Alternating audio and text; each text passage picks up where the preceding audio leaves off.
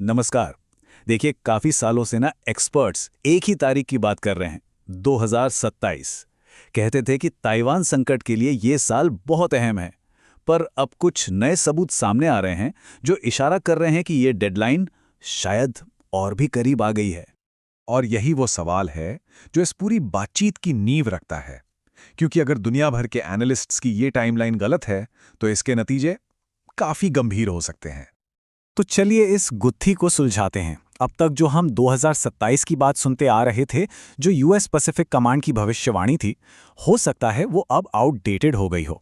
इस विश्लेषण में हम यही समझने की कोशिश करेंगे कि आखिर क्यों 2026 एकदम से इतना क्रिटिकल साल बन गया है।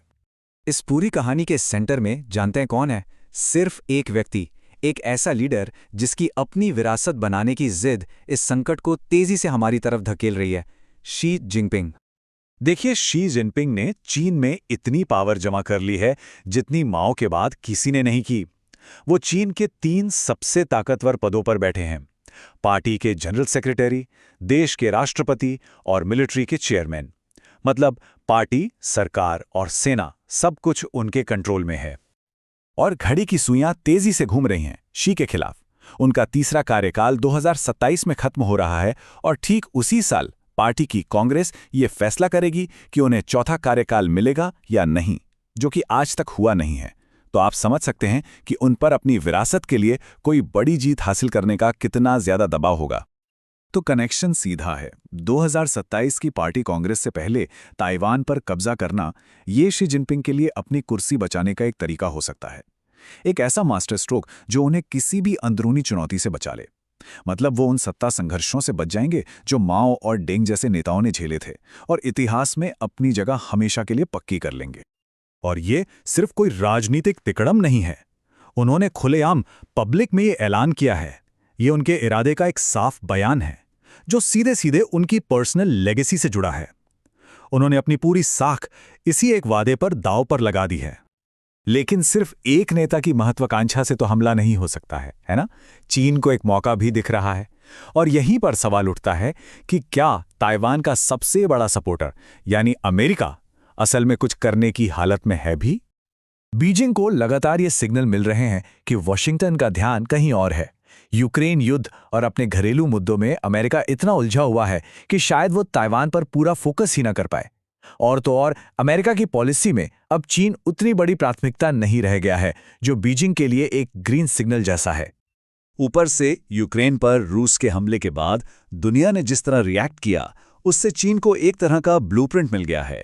दुनिया ने देखा कि शुरू में खूब हल्ला होता है, लेकिन फिर धीरे धीरे सब एक नई हकीकत को स्वीकार कर लेते हैं, खासकर तब जब कोई भी एक लंबा और महंगा युद्ध नहीं लड़ना चाहता। चीन के लिए एक और घड़ी टिक टिक कर रही है, अमेरिका के चुनाव। हो सकता है कि चीन नवंबर 2026 के चुनावों से पहले ही एक्शन लेना चाहे। क्यों?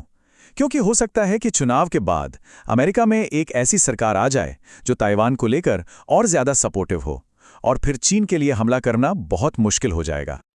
तो शी जिनपिंग के पास मकसद है और उन्हें लगता है कि उनके पास मौका भी है, लेकिन क्या उनके पास ताकत है? क्या चीन की सेना वाकई इतनी मजबूत है कि वो ताइवान पर कब्जा कर सके? चलिए देखते हैं। ये नंबर्स खुद ही पूरी कहानी बयां कर देते हैं। दोनों देशों के मिलिट्री खर्च में जमीन आसमान का फर्क है। चीन का डिफेंस बजट ताइवान से लगभग 8 गुना ज्यादा है। और ये सिर्फ पैसे की बात नहीं है, ये लोगों की भी बात है। चीन की एक्टिव मिलिट्री में 20 लाख से ज्यादा सैनिक हैं। जरा सोचिए, ये कितनी बड़ी फौज है। और दूसरी तरफ है ताइवान, जिसके पास करीब करीब 1,75,000 सैनिक हैं। मतलब कागज पर तो एक 11 के मुकाबले 1 का आंकड़ा है। एक बहुत बड़ा असंतुलन। लेकिन बात सिर्फ सैनिकों की गिनती की नहीं है। इससे भी खतरनाक है चीन की एक स्ट्रैटेजी, जिसे कहते हैं एरिया डिनायल। इसका सीधा सा मतलब यह है कि चीन ने प्रैक्टिस की है कि वो ताइवान को चारों तरफ से कैसे घेर सकता है। एक ऐसा मिलिट्री घेरा बना सकता है कि अमेरिका या कोई भी दूसरा देश चाहकर भी ताइवान की मदद के लिए पहुंच ही ना पाए। मतलब मदद के सारे रास्ते बंद। अब बात करते हैं उस एक चीज की जो इस पूरे मामले के आर्थिक पहलू के केंद्र में है, सेमीकंडक्टर्स यानी चिप्स। देखिए, ताइवान को सेमीकंडक्टर की दुनिया का बादशाह कहा जाता है। इसे अक्सर इसकी सिलिकॉन शील्ड भी कहते हैं। दुनिया के 60% से ज्यादा सबसे एडवांस्ड चिप्स अकेले ताइवान में बनते हैं। ये वही चिप्स हैं जो हमारी कारों से लेकर हमारे स्मार्टफोन तक हर चीज को चलाते हैं। पर सवाल ये है कि ये सिलिकॉन शील्ड, ये कवच आखिर कितना मजबूत है? क्या ये सच में ताइवान की रक्षा कर सकता है? अमेरिका की हाल की कुछ पॉलिसीज को देखें तो लगता है शायद नहीं। ये कोट इस बात की तरफ इशारा करता है कि अमेरिकी सपोर्ट की कोई गारंटी नहीं है। वो सौदेबाजी पर निर्भर कर सकता है, खास तौर पर कुछ खास नेताओं के अंडर। मतलब अगर अमेरिका को लगता है कि चीन के साथ डील करने में ज़्यादा फायदा है, तो ताइवान की सुरक्षा एक सवालिया निशान बन सकती है।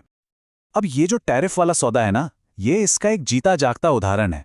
अमेरिका असल में ताइवान पर दबाव बना रहा है कि वो अपनी सबसे कीमती, सबसे एडवांस टेक्नोलॉजी अमेरिका ले आए। ताइवान को मजबूर किया जा रहा है कि वो यूएस चिप इंडस्ट्री में अरबों डॉलर का निवेश करे। अब सोचिए, लंबे समय में इसका क्या असर होगा? अमेरिका की ताइवान पर निर्भरता कम हो जाएगी और वो जो सिलिकॉन शील्ड है, ताइवान का सबसे बड़ा कवच, वो धीरे धीरे कमजोर पड़ता जाएगा। तो अब इन सभी अलग अलग कड़ियों को जोड़ते हैं, राजनीतिक, सैन्य और आर्थिक, और देखते हैं कि कैसे ये सभी एक ही साल एक बेहद नाजुक मोड़ की ओर इशारा कर रही हैं। तो जब हम इन सभी टुकड़ों को एक साथ रखते हैं तो एक बहुत ही चिंताजनक तस्वीर सामने आती है। एक तरफ शी जिनपिंग की अपनी राजनीतिक डेडलाइन है, दूसरी तरफ अमेरिका का ध्यान बटा हुआ है, साथ में एक बहुत बड़ा सैन्य असंतुलन है और ताइवान का आर्थिक कवच भी लगातार कमज़ोर हो रहा है।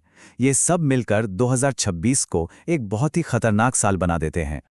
तो ये विश्लेषण हमें इस आखिरी और शायद सबसे ज़रूरी सवाल पर लाकर छोड़ देता है। क्या 2026 वाकई वो साल होगा जब ये संकट अपने चरम पर पहुंचेगा? ये एक ऐसा सवाल है जिसका जवाब पूरी दुनिया के भविष्य